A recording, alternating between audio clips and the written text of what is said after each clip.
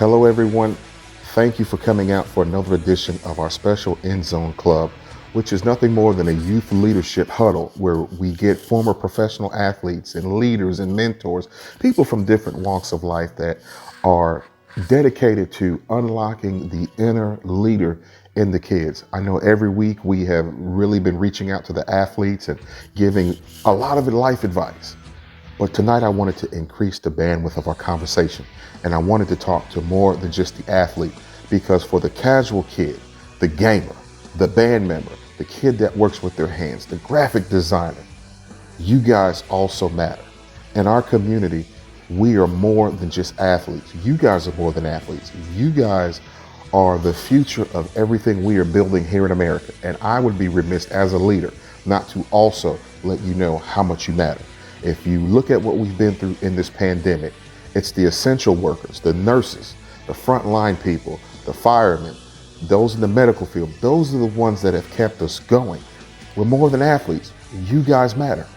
But whether or not anyone has told you tonight, each of you were born with certain leadership capabilities.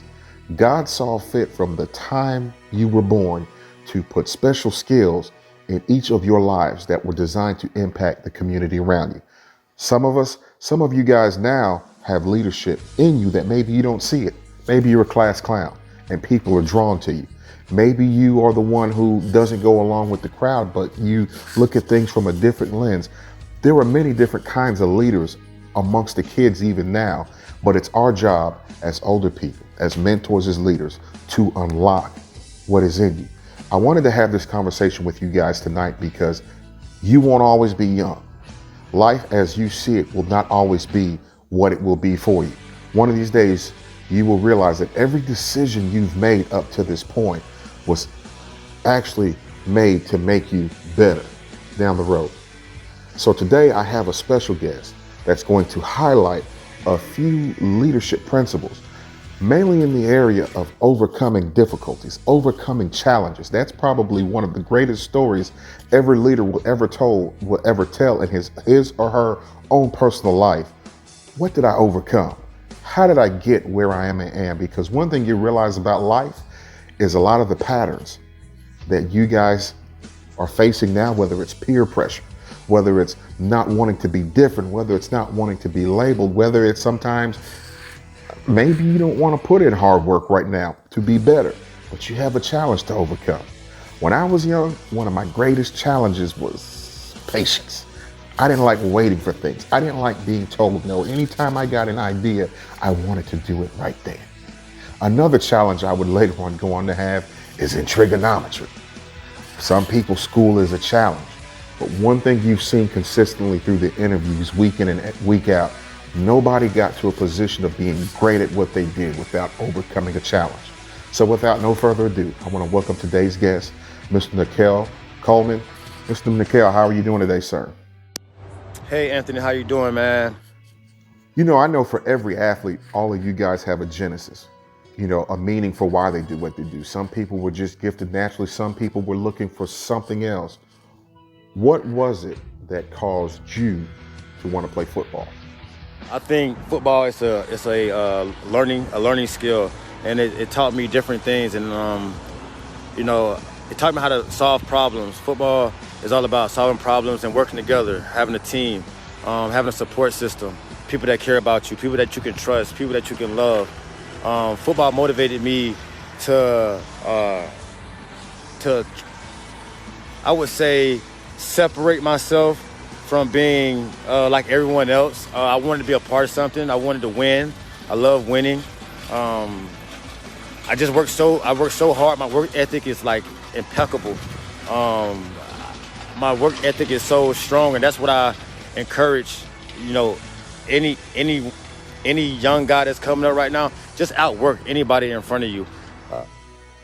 While we're on the topic of football also, do you mind kind of sharing how important motivation was to you? Wake up in the morning with a purpose. Wake up in the morning with intent, and things will work out for the best. And for the most part, it worked out for me. And don't let nobody tell you that you can't do anything. You can do anything you put your mind to. Anything that somebody tell you that you can't do, you reciprocate that. You turn it around and you make that happen. And that's the stuff that I did. They always said I was. Last but not least, Mr. Nickell, we've been on a topic today about overcoming challenges. We know that everybody has had some kind of challenge they overcame. Was there any specific challenge you encountered, maybe anything people said about you, about things you couldn't do? Is that something you can relate with, and maybe you mind sharing it with the kids for a few minutes? They always said I was too short to play football. They always said I didn't have a big enough shoe size. They said, my arms weren't long enough. That doesn't mean anything. It's about the heart you got on the inside. It's about that. It's about that heart that's pumping in the inside, and the mental capacity that you got. And that's what kept me going, and that's what motivated me. USC taught me how to prepare for like life, and like when it came to football, like they taught me how to prepare for games, like taking notes, attention to detail, like really living through preparation. We're gonna have to prepare everybody. That's why we're gonna win. Football became philosophy for me. It was like, wow, so this works with this, and that's why this is the way it is. And this game is so creative. It's like we all independent contractors, but we all working on the same plan. You know what I'm saying? So it's just it's great. It's fun. Hey, what's up, boys? You ready today? You ready to ride today? Hey, dog, all we need is each other today, dog. We don't need nobody else. Anyway, we want to give you a shout out today, Mr. Coleman. Thank you for taking the time to come out and talk with the kids. But hey, young men and women, if you've heard nothing else from today's conversation, embrace your challenges. I had also a challenge of speaking in front of people. I was probably one of the shyest kids you probably would have ever met. But in order to get to this position where I am now in the military, as a leader, as a community leader, as someone who works with kids and people all day long, so many personalities, I had to overcome my fear of speaking in front of people. I want to give you a little homework assignment before we go on next week, before I see you next week. But I want you to think about one challenge in your life that's holding you back from being a better student, being a better person, being a better child.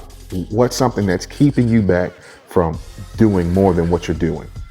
Look at that challenge and look at ways that you can overcome that challenge. Now you'll begin to see the basis of leadership. Most of what you're going to do as a future leader is you're going to see challenges, you're going to see needs, you're going to see issues, and you're going to spend time addressing that issue. Well, guys, until next week, make sure you tune in to our EndZone Club, same time every Saturday during the months of June and July. And if you interact with us, you will get some free merchandise. But until next week.